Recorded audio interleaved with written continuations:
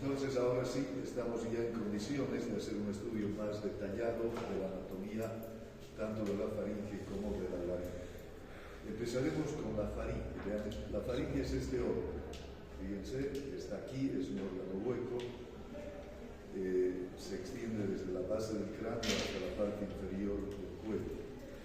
Definiremos a la faringe como un órgano musco-membranoso de funciones mixtas.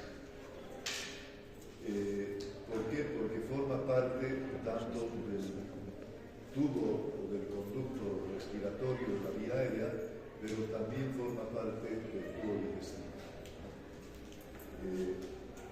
La ubicación de la faringe está ubicada profundamente en el cuello, delante de la columna vertebral, de las primeras 6 vértebras cervicales, detrás de las fosas nasales, detrás de la boca y detrás de la laringe.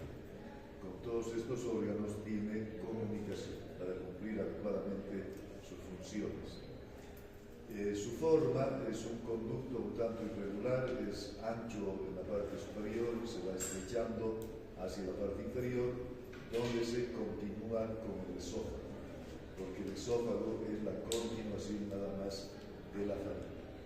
Su tamaño como promedio tiene una longitud de unos 13 centímetros y de ancho, aquí en la parte más ancha, de 4 a 5 centímetros y abajo apenas 2 centímetros. En cuanto a sus relaciones, vean, la faringe tiene relaciones por atrás con los cuerpos de las primeras 6 vértebras cervicales y además con los músculos prevertebrales. Por delante, la faringe se relaciona y comunica con las fosas nasales, con la boca y con la laringe. Ahora, si nosotros viéramos desde atrás este mismo esquema, vamos a ver esto. Fíjense, aquí está la parte superior comunicando con las fosas nasales. Estas son las coanas, ¿no es cierto?, los orificios posteriores de las fosas nasales. Aquí, en la parte media, la comunicación con la boca. Este es el istmo de las fauces. Y en la parte inferior, vean, esta es la laringe, con la que también comunica a nivel de su extremo inferior. Eso en cuanto a sus relaciones hacia la parte anterior. Ahora, lateralmente, a los costados de la faringe, está el paquete vasculonervioso profundo del cuello, el músculo externo cleidomastoideo, los últimos 4 pares craneales, la apófisis estiloides con todo el ramillete del riolamo, todas las formaciones profundas que hay a cada lado del cuello están en relación con la faringe. Ahora veamos esto, vean el conducto, el interior de la faringe, a la que llamamos la endofaringe. Y aquí notamos, al igual que sus relaciones, que la endofaringe tiene 3 partes. Una parte superior, la que comunica con fosas nasales, una parte media, la que comunica con la boca, y una parte inferior, la que comunica con la laringe.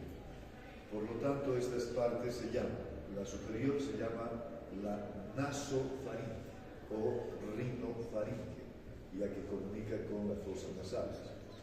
La parte media se denomina orofaringe o bucofaringe, porque comunica con la boca. Y la parte inferior se llama laringofaringe, ¿no?, ya que comunica y está en relación con la laringe. Veamos qué hay en cada una de estas 3 partes. Primero, la naso o rinofaringe. Esta se extiende desde aquí, desde la base del cráneo, donde está la superficie basilar del occipital, hasta una línea trazada a nivel del borde inferior de esto que es el pelo del párpado. Todo esto, entonces, es la nasofaringe. ¿Qué hay en la nasofaringe? Por delante, las coanas. A los lados hay un orificio que comunica con la trompa de Eustaquio, ¿no?, con el oído medio. Aquí se abre entonces la trompa de Eustaquio. Esta comunicación es importante porque las cavidades que son los tímpanos o las cavidades timpánicas del oído medio necesitan algún conducto para derivar presiones cuando hay sonidos sobre todo demasiado intensos. Ejemplo, el estallido de una bomba o de esos cohetes famosos llamados matasuegras, etcétera, que algunas veces se utiliza hasta en las marchas, ¿no es cierto? A uno le podría dejar sordo e inclusive romper, producir el estallido de las estructuras del oído medio si esa presión que se produce por las vibraciones intensas no tuviera un conducto de comunicación para disipar la presión. Así que aquí es importante esa comunicación. Como tenemos dos oídos, pues lo que hay aquí en la parte lateral de la nasofaringe, en cada lado es este pequeño orificio que comunica con la trompa neurostática. Por eso, algunas veces pensamos que decir, cuando a una persona se le da una recomendación, un consejo o algún elemento que debe retener, como que no le importa que le entra por aquí y le sale por aquí, ¿no es cierto? Y eso no es mentira, es cierto. Si ustedes ven que el oído medio de un lado comunica con la faringe y la faringe comunica con el oído medio y con el otro lado, pues sí puede ser posible que hay cosas que nos entran por aquí y nos salen por allá. Solo que a algunos no solo les sale por allá, sino que entra por aquí y les sale por todos los orificios naturales y se olvidan totalmente de todo lo que se dice. Bien, eso en las partes laterales de la nasofaringe. Ahora fíjense, en la parte superior, en esta especie de bóveda que tiene la nasofaringe, aquí hay un conglomerado de una formación linfoidea que se llama la amígdala faringe.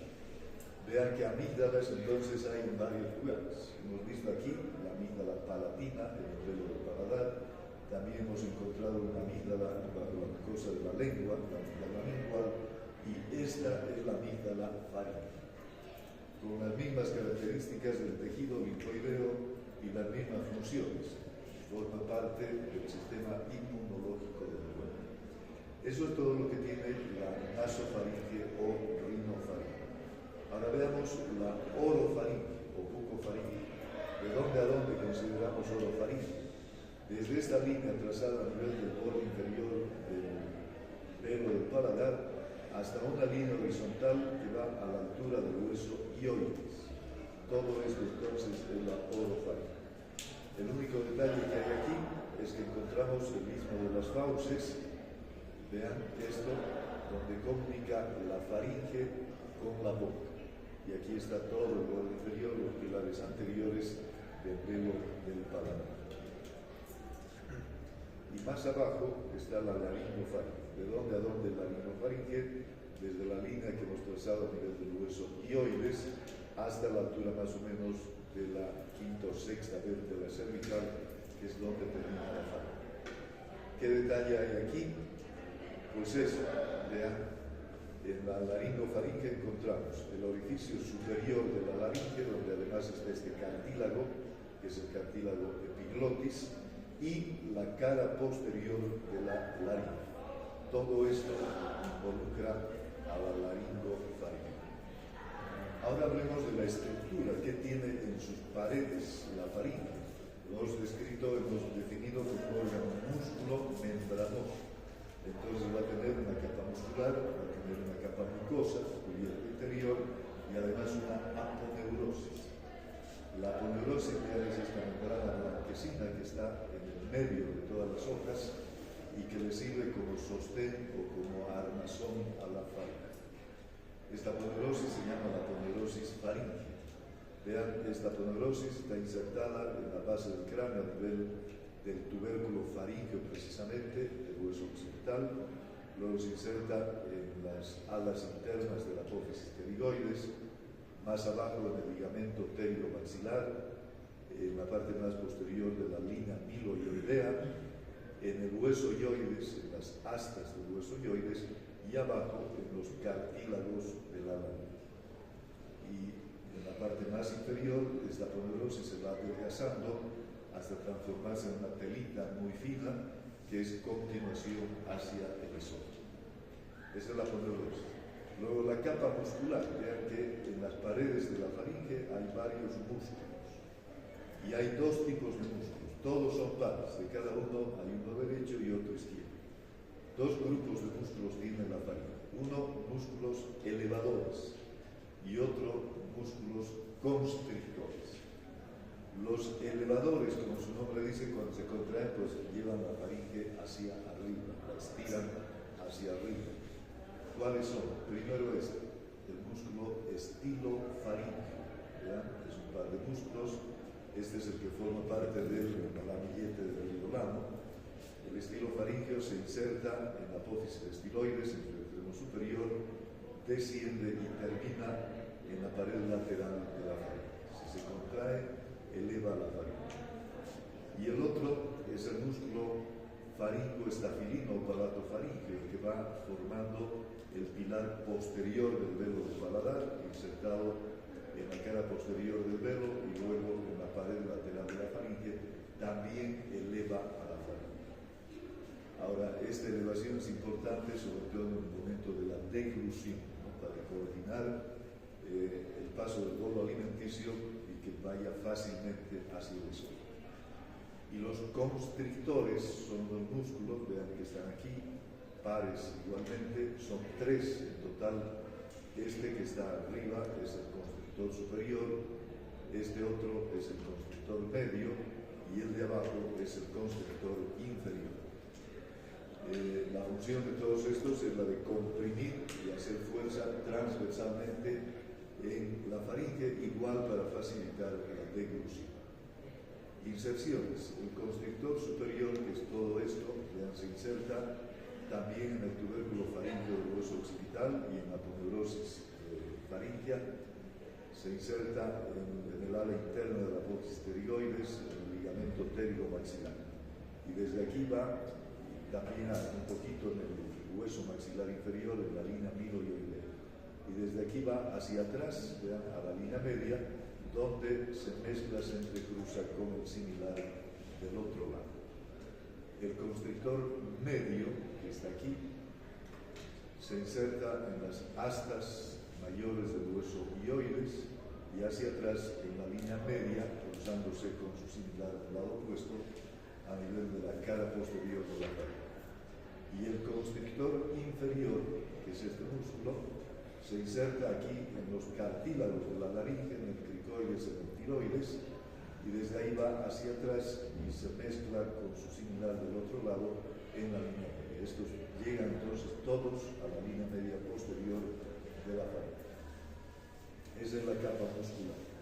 Y la capa mucosa es esta, la que cubre internamente a toda la endofaringe. Y noten que hay una pequeña diferencia de la coloración de la mucosa a medida que va de arriba hacia abajo. En la parte superior, a medida de la rinofaringe, la mucosa es rojiza, similar a la mucosa nasal. En la parte media, la mucosa tiene un tinte rosado, similar a la mucosa de la boca. Y en la parte inferior tiene un color ya más claro, más amarillento, más pálido, similar a la mucosa del esófago. En toda esta mucosa hay abundante cantidad de glándulas, lo que hace que la faringe está permanentemente húmeda en su interior. En cuanto a su inervación, a su nutrición, para recordar nada más todo lo que hasta ahora hemos estudiado, de arterias a la faringe le llega una colateral de la carótida externa y la arteria faringea ascendente. Pero también las arterias palatinas, palatina superior, palatina inferior, una de la maxilar interna y otra rama de la arteria facial, coadyuvan también la nutrición de la faringe. Igualmente, la arteria pteriopalatina y la arteria vidiana, pero eso nada más en la parte superior, en esta zona que llamamos la bóveda o el cabo de la faringe. Las venas, después de circular la sangre, van por retorno venoso a venas del mismo nombre de las arterias. Y toda la sangre de la faringe drena a la vena yugular interna. La inervación. La faringe recibe inervación sensitiva, inervación motora, inervación simpática e inervación parasimpática de la mezcla de varios nervios del cuello que forman el llamado plexo faríngeo.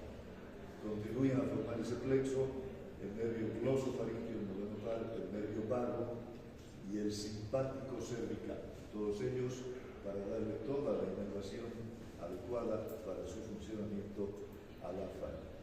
Y como ya dijimos, la función de la faringe es ser parte de la vía aérea, tanto en la inspiración como en la expiración, pero también es parte del tubo digestivo para la deglución.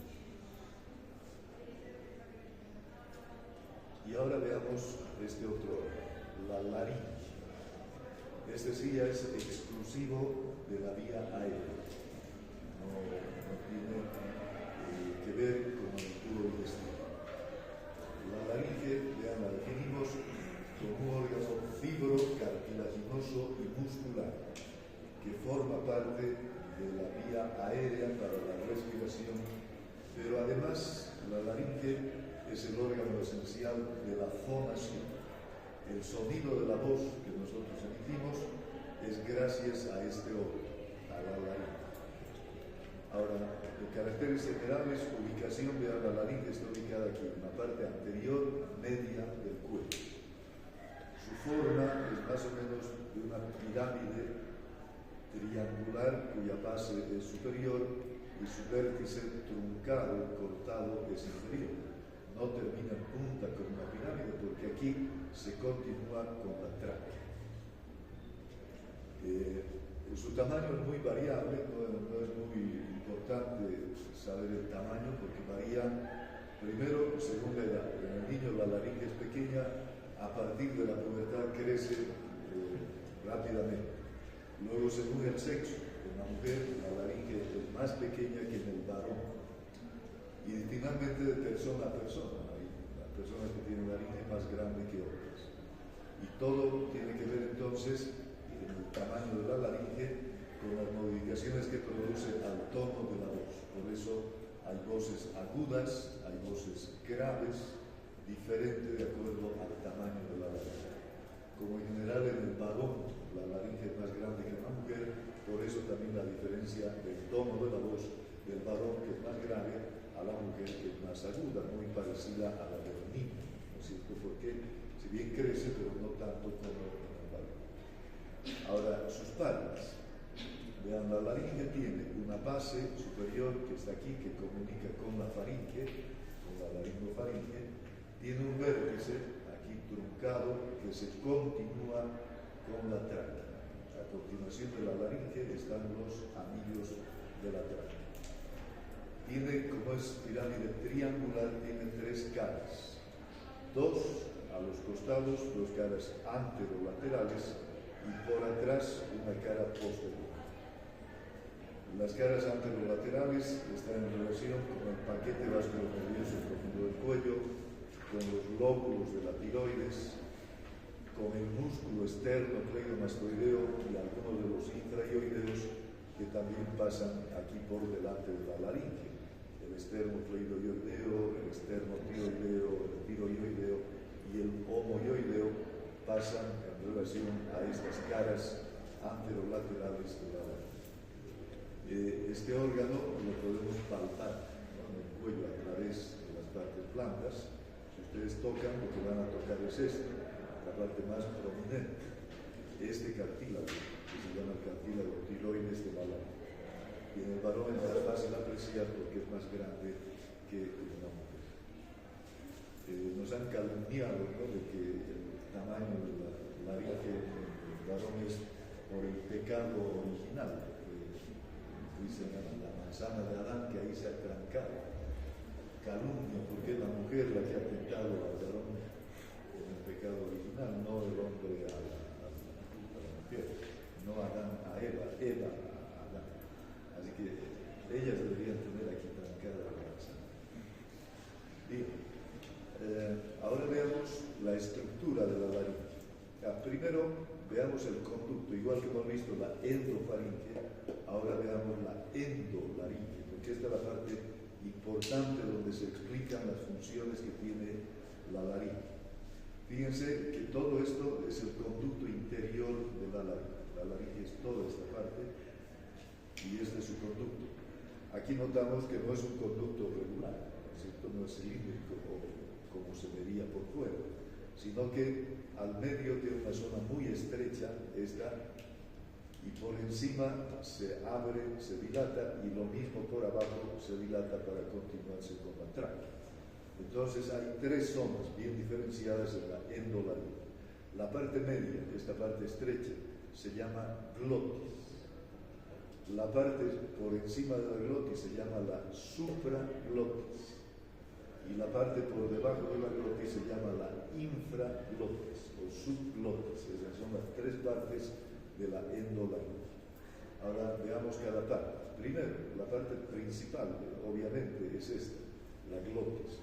Ustedes notan que aquí hay cuatro formaciones en relieve, ¿no? Dos superiores, más o menos delgadas, y dos inferiores más gruesas. Estas formaciones se llaman las cuerdas vocales, no bucales, vocales, las cuerdas vocales. Por lo tanto, la glotis está formada por las cuerdas vocales, que son dos cuerdas vocales superiores y dos cuerdas vocales inferiores.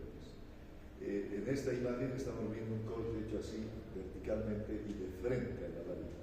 Y en este otro, un corte hecho vertical, pero de delante a atrás en sentido sagital. De tal modo que esta es la cuerda vocal superior y esta es la cuerda vocal inferior. Ahora vean que en cada lado, entre la cuerda vocal superior y la inferior, hay un pequeño espacio, alargado de delante a atrás, porque las cuerdas van de delante a atrás. Ese espacio se llama los ventrículos de la laringe. Así que la laringe tiene un ventrículo derecho y un ventrículo izquierdo. Vean que entonces no solo el corazón tiene ventrículos, en realidad se llama ventrículo a toda cavidad alargada. Bueno, ¿qué más? Las cuerdas vocales superiores, vean, no están muy desarrolladas y son nada más que ligamentosas. En su interior existe tejido conectivo, como pequeños ligamentitos y que se extienden de delante hacia atrás. No son muy desarrolladas y tienen muy poca participación en la fonación. Por ese motivo a estas las conocemos también como las cuerdas vocales falsas, porque no tienen mucha función en la fonación. En cambio, fíjense que las cuerdas vocales inferiores son gruesas, son desarrolladas y además tienen musculatura. Ya no son solo ligamentosas, sino además son musculares. Hay un músculo en cada lado que forma a las cuerdas vocales inferiores. Y estas son las que verdaderamente activan para la fonación. Y por eso las llamamos las cuerdas vocales verdaderas, a las inferiores. Y todo este conjunto, pues, es la zona estrecha de la laringe o de la endolaringe, a la que llamamos la glotis. Así vemos en un corte vertical de frente, así vemos en un corte vertical sagital, y cómo veríamos desde la parte superior, si pudiéramos meter un instrumento con iluminación para ver la glotis desde arriba, pues se la ve así. Vean, aquí está el cartílago epiglotis, estas son las cuerdas vocales, porque todo esto es la glotis. Y vean que las cuerdas vocales van así, de delante hacia atrás, abriéndose. Estas que las ven aquí, a uno y otro lado, bien separadas una de la otra, son las cuerdas vocales superiores. Y estas que están más cerca de la línea media son las cuerdas vocales inferiores o las verdaderas. Ahora, esta glotis normalmente está así abierta durante la respiración, pero para la fonación las cuerdas vocales inferiores se ponen tensas y cierran mucho más a la glotis para hacer que el sonido se produzca, vean, en la salida del aire. Aquí se pone resistencia, tensión, y entonces el sonido aquí sale vibrando. No es que vibran las cuerdas, porque en una guitarra, por ejemplo, para que emita sonido, uno pulsa la cuerda y la que vibra es la cuerda y sale un sonido. Aquí no, la cuerda se mantiene tensa y el que vibra es el aire, y ese es el sonido de la voz. Y ese sonido que aquí se produce y empieza a salir en ondas, se va amplificando a la parte de la nasofaringe, a las fosas nasales y finalmente a la boca. Y entonces uno puede, de acuerdo a la tensión que le da a las cuerdas vocales, puede emitir una voz muy suave, más intensa o más fuerte, o un grito finalmente, ¿no es cierto? Como para que se escuche a muchos metros. Entonces, esa es la manera que se produce aquí la fonación, la voz que tiene cada persona a nivel de la glotis.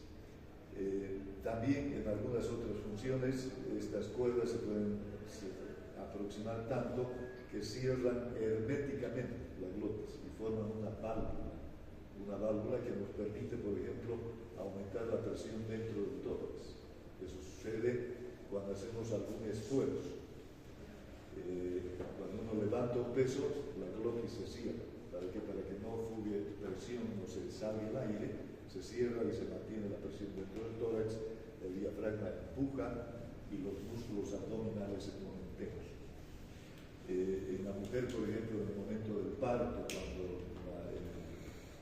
la partera o la enfermera o el médico obstetra le dice que puje, pues la mujer tiene que cerrar la glotis y hacer presión en sus músculos abdominales y en el diafragma. Porque si grita, la glotis se abre y entonces ya no hay fuerza para poder hacer esa presión que necesita el útero para expulsar al feto.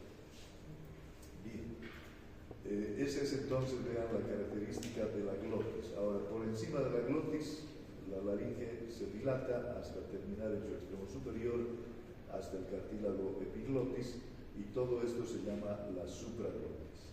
Por debajo de la glotis, vean, la glotis se vuelve a dilatar para continuar sin tener el mismo diámetro de la tráquea.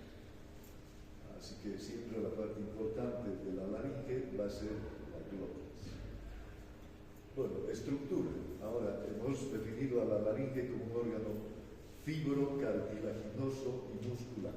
Entonces vamos a encontrar cartílagos, tejido fibroso, músculos y una mucosa que tapiza su interior. Los cartílagos, vean, la laringe tiene un armazón cartilaginoso, lo que le da la forma, esa resistencia, esa dureza desde el exterior, que son 9 en total. Los cartílagos son 9 en total.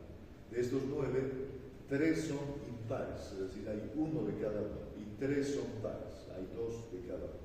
Los impares, que son los más grandes, son estos. El de abajo, vean, para ir de abajo arriba, este primer cartílago se llama el cartílago cricoides. Este otro, que parece las tapas de un libro abierto, se llama el cartílago tiroides.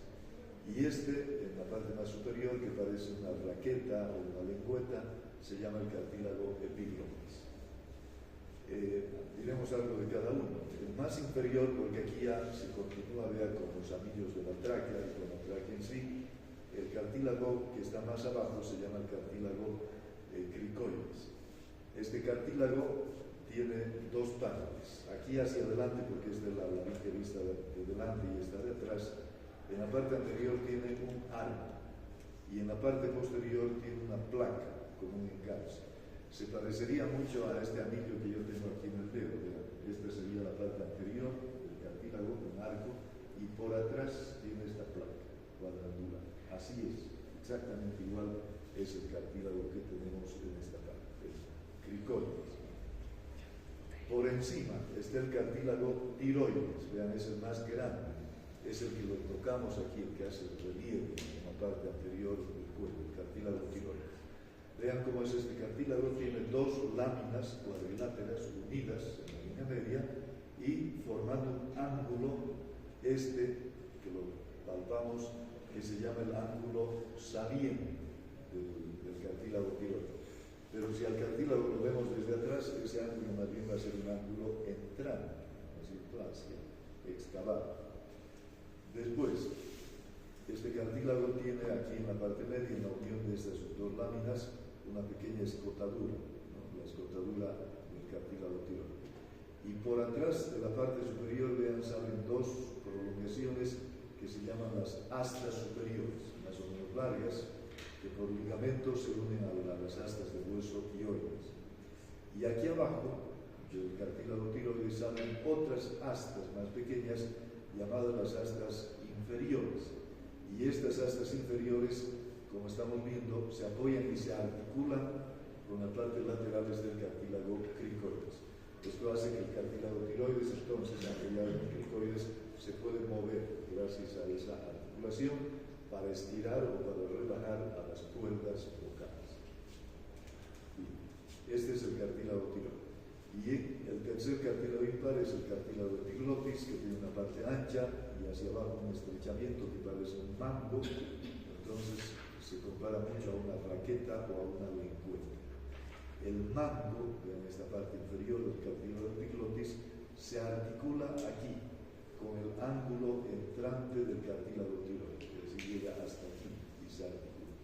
Y apoyado entonces en el cartílago tiroides, este cartílago epiglotis puede tener movimientos hacia abajo y arriba, sobre todo para descender y cubrir el extremo superior de la lágrima.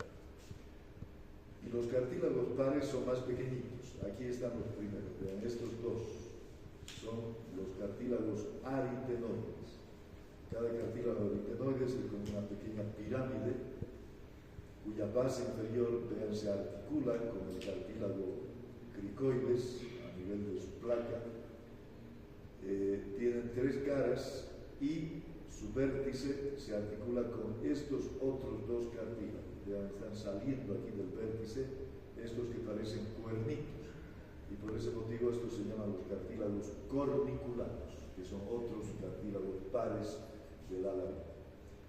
Entonces los aritenoides son unos, los corniculados son otros, y el tercer cartílago par de la laringe está aquí en medio de este ligamento. Se llaman los cartílagos de Reisner. Son muy pequeñitos, apenas parecen un grano de arroz en medio de un ligamento. Esos son los cartílagos pares. Ahora, todos estos cartílagos están articulados entre sí. Vean, el tiroides se articula con el cricoides, el epiglotis se articula aquí con el tiroides, los aritenoides se articulan con el cricoides, los corniculados se articulan con los aritenoides, y estos a su vez con los cartílagos de Reisner. Ese es entonces el armazón cartilaginoso de la laringe. Y como estos cartílagos son duros, elásticos, pues no es fácil hacer colapsar a la laringe. Por eso cuando uno comprime la laringe, no le quita la respiración a la persona, porque no es fácil apretar los cartílagos como si fuese una vena, por ejemplo, que sí puede colapsarse una presión desde el exterior. Ahora, los músculos. La laringe tiene varios músculos, sobre todo, la mayoría tienen que ver con las cuerdas vocales inferiores, ya sea para poner tensas a las cuerdas y hacer que se cierre la glotis, o para relajar las cuerdas y hacer que se abra la glotis. Así que los músculos, la mayoría de los músculos de la laringe son dilatadores o constrictores de la glotis. Ahora vamos a ver. Bueno, el primero está aquí adelante. Es un músculo que va del cartílago cricoides al borde inferior del cartílago tiroides, y por eso se llama el músculo cricotiroideo. El cricotiroideo, todos los músculos son pares excepto uno que vamos a ver. El cricotiroideo tiene la función de traccionar el cartílago tiroides hacia adelante y por lo tanto estira las cuerdas vocales, y de esa manera es un constrictor de la glotis. Luego, a ver, aquí vean lateralmente, este es el cartílago cricotiroideo que aquí ya está cortado. Luego tenemos este músculo que va del cartílago cricoides aquí al aritenoides, a la base del aritenoide. Se llama el músculo cricoaritenoideo lateral, porque está a los lados de la laringe. Este músculo cricoaritenoideo lateral se inserta por abajo en el arco del cartílago cricoides y arriba en la base, en una pequeña apófisis llamada apófisis vocal del cartílago aritenoides. Cuando se contrae, tracciona al cartílago aritenoides y hace que se ponga tensa la cuerda vocal. O sea, también es un músculo constrictor de la glotis. Otro, el que vean bastante grueso, desarrollado, que desde arriba lo vemos así. Este es el músculo tiroaritenoideo, porque va del cartílago tiroides, del ángulo entrante del cartílago tiroides, hasta la cara lateral del cartílago aritenoides. Este músculo, que también es par, es el que forma la cuerda vocal inferior, ¿no? Ya es el volumen que tiene la cuerda vocal inferior, se debe a este músculo, al músculo tiroaritenoideo. Lógicamente, cuando este músculo se contrae, pues cierra la glotis y pone tensas a las cuerdas vocales, importante para la fonación.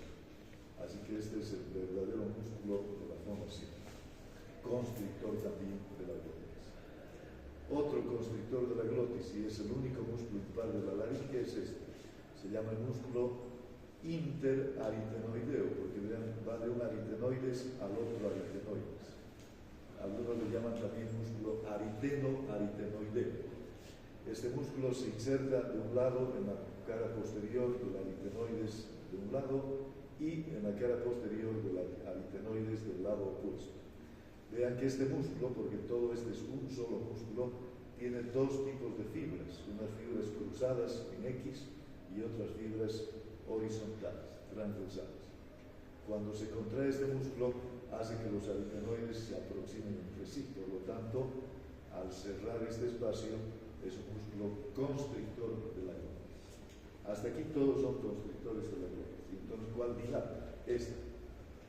Vean, este músculo que también va del cricoides, de la cara posterior, hasta el aritenoide. Este es el músculo cricoaritenoideo posterior, porque está aquí en esa placa, en ese engarce que tiene la parte posterior del cartílago cricoides. Se inserta entonces en la cara posterior del cricoides, en una parte, y su extremo va y termina aquí en la apófisis vocal, en la base del cartílago aritenoide. Cuando se contrae este músculo, hace que el aritenoides gire hacia afuera, por lo tanto, dilata la glotis, separa a las cuerdas vocales.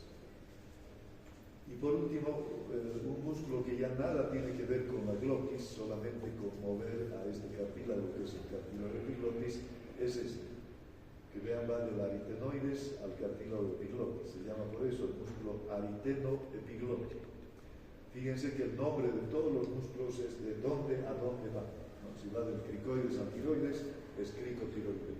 Si va del cricoides al aritenoides, es cricoaritenoideo. Si va de un aritenoides al otro, es interaritenoideo. Si va del tiroides al aritenoides, es tiroaritenoideo. Y este entonces es el músculo ariteno-epiglótico. Se inserta por abajo en el cartílago aritenoides y por arriba en el borde lateral del cartílago epiglotis. Cuando se contrae este músculo, mueve el cartílago epiglotis hacia atrás y hacia abajo, haciendo que se cierre la comunicación de la faringe con la laringe. Y esto también es importante, ya no en la fonación, sino en la declusión. ¿Para qué? Para que el bolo alimenticio no se entre aquí fácilmente a la vía aérea, porque en ese caso se produce una obstrucción de la vía respiratoria, ¿no? Lo que llamamos un atragantamiento, cuando una persona está comiendo y de pronto le entra un fragmento de alimento a la laringe y le puede asfixiar, y algunas veces hasta fallecen por ese motivo. Por eso, hasta desde niños, nuestras mamás siempre nos han recomendado: no hables cuando estás comiendo, porque uno puede aspirar un fragmento alimenticio por hablar, mete aire y el alimento se aspira a la laringe, y ven que la laringe tiene una parte muy estrecha, fácil de poder obstruirse, que es la glotis. Estos son entonces los músculos de la laringe. Y por último, todo el interior de la laringe está tapizado por una mucosa, que es la mucosa laringe, que tiene abundante cantidad de glándulas a nivel del ventrículo. Vamos a ver más. Vean, aquí a nivel del ventrículo, la mucosa de la laringe tiene una abundante cantidad de formaciones linfoides que le dan la característica igual de una amígdala. Por lo tanto, igual la laringe tiene dos amígdalas, derecha e izquierda, aquí en el fondo de los ventrículos, que se llaman las amígdalas laringes. De tal modo que hasta ahora hemos visto que hay 4 amígdalas en toda esta zona, ¿no? La amígdala palatina, la amígdala lingual, la amígdala faríngea y estas que son las amígdalas laríngeas.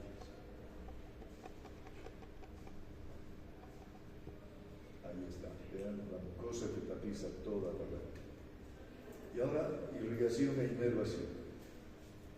Las arterias que llegan a la laringe proceden de la arteria tiroidea superior, son la arteria laringea superior y la laringea inferior.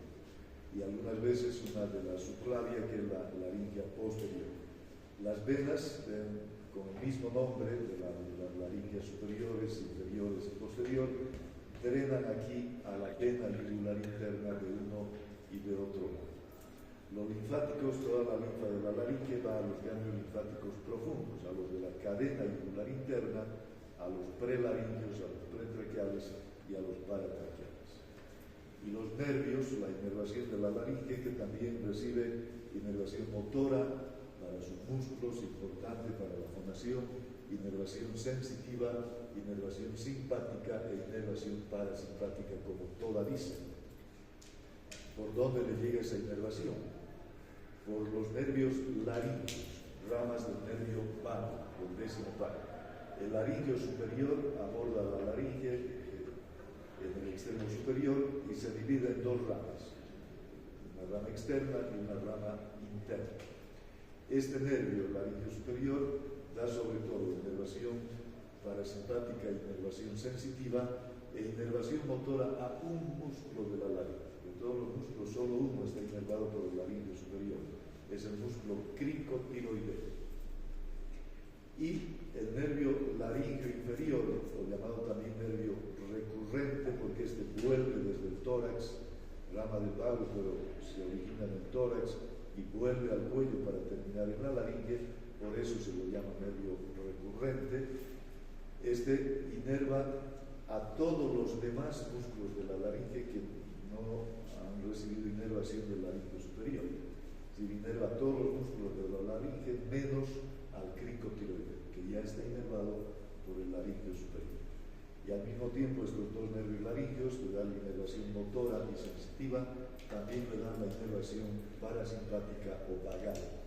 ¿Y por dónde le llega la inervación simpática a la laringe? Por las arterias, ¿no? Porque todas las arterias, ramas de la carótida, incluidas las carótidas, están envueltas por fibras del simpático cervical. Las funciones de la laringe, ya dijimos, es parte de la vía aérea, también es el órgano esencial de la fonación e igualmente forma como una válvula o funciona como una válvula para aumentar la presión del tórax en ciertas funciones fisiológicas, como la micción, la defecación, la tos, el estornudo, etc.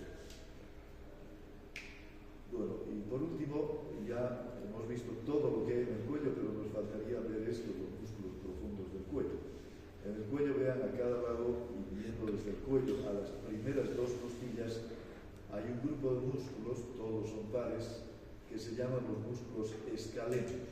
Vean, en cada lado, este es el escaleno que va adelante, llamado anterior, por atrás está el escaleno medio, y más atrás está el escaleno posterior. Están así escalonados, por eso se llaman músculos escalenos.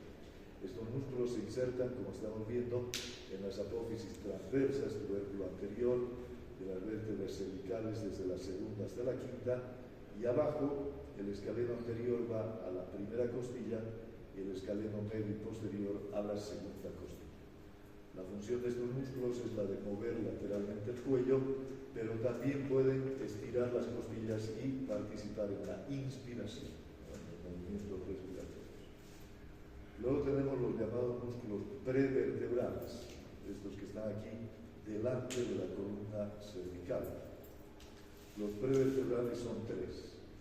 Este es más grande, vean, se llama el músculo largo del cuello porque abarca desde la primera vértebra hasta la primera vértebra del cuello cervical hasta las primeras dos vértebras del tórax, hasta las dorsales. Este músculo se inserta entonces en la cara anterior de la primera vértebra, luego en el cuerpo de las vértebras, de todas las vértebras cervicales y de las dos primeras vértebras torácicas o dorsales, dorsal 1, dorsal 2. Y desde ahí sus fibras van hasta las apófisis transversas en el tubérculo anterior de las vértebras cervicales tercera, cuarta, quinta y sexta cervical.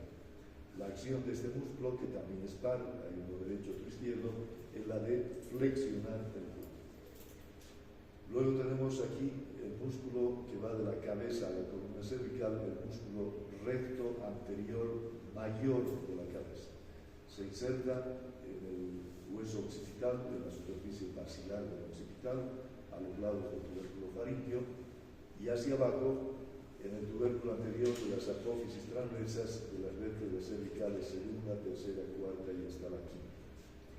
Y detrás de este está este otro más pequeñito, que es el músculo recto anterior menor de la cabeza. Se inserta también en la superficie basilar del occipital y hacia abajo en la apófisis transversa de la primera vértebra cervical, el atlas. Igualmente flexiona la cabeza y el cuello hacia adelante. Y aquí a los costados tenemos este músculo que es el recto lateral, insertado en la superficie yugular del occipital, por arriba y por abajo en la apófisis transversa del atlas, de la primera vértebra cervical. Este músculo, cuando se contrae, produce movimientos laterales de la cabeza a uno y a otro lado. Ese es el recto lateral. Ahora, todos los elementos que hay en el cuello, vean, están envueltos de aponeurosis. Y hemos visto, debajo de la piel y el tejido celular está la aponeurosis cervical superficial, que envuelve todo el cuello. Ahora aquí, en los elementos profundos, hay otra aponeurosis llamada la aponeurosis cervical media, que forma una envoltura al paquete vasculonervioso que se llama la vaina carotídea, luego pasa por delante de los músculos infraioideos y también envuelve a la glándula tiroides y a las vísceras huecas del cuello. Esa es la aponeurosis cervical media. Y por último, aquí en esta otra línea punteada está la aponeurosis cervical profunda, que va desde los tubérculos anteriores de las apófisis transversas de las vértebras cervicales de un lado, pasa por delante de los músculos prevertebrales y termina en el otro lado. Esto significa que en el cuello, además, la aponeurosis superficial le forma vainas a los músculos superficiales, al trapecio, al esternocleido. Todo en el cuello está envuelto por aponeurosis, está empaquetado. Si ustedes, por ejemplo, agarran pedazos o fragmentos de elementos duros y blandos y los meten a una caja, los pueden meter así amontonados sueltitos, pero también los pueden envolver uno por uno, ¿no es cierto? Y de tal manera que no hay contacto de un elemento con otro elemento.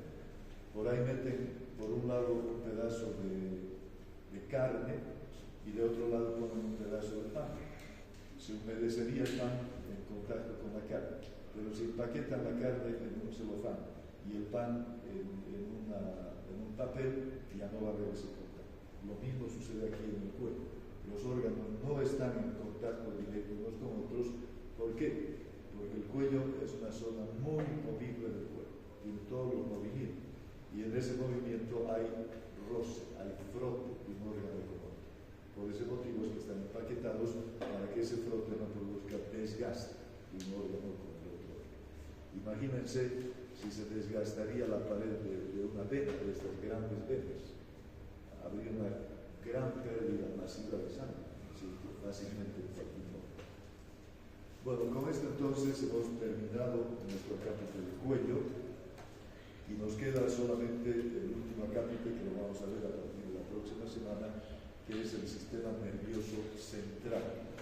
Porque el sistema nervioso, hemos estudiado hasta ahora todo lo que en odontología interesa saber al odontólogo del sistema nervioso periférico, es decir, los nervios. Hemos visto el trigémino, el facial, el glosofaríngeo, el vago, el espinal, el hipogloso. Hemos hablado del plexo cervical y del simpático cervical. Todos esos nervios pertenecen al sistema nervioso periférico, pero ese nervioso periférico está conectado al sistema nervioso central, y eso es lo que vamos a ver a partir de la próxima clase.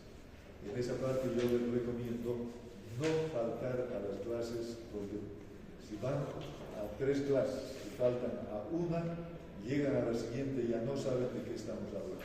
Todas las clases son correlativas para entender la anatomía del sistema nervioso central. ¿No? Nada más. Gracias.